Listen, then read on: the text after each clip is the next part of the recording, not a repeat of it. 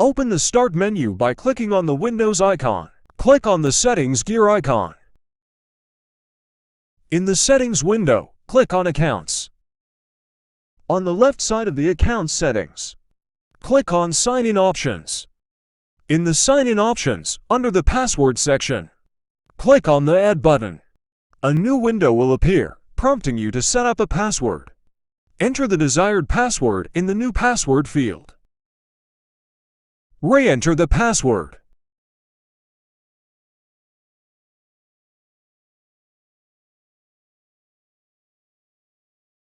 You can provide a password hint that will help you remember your password if you forget it.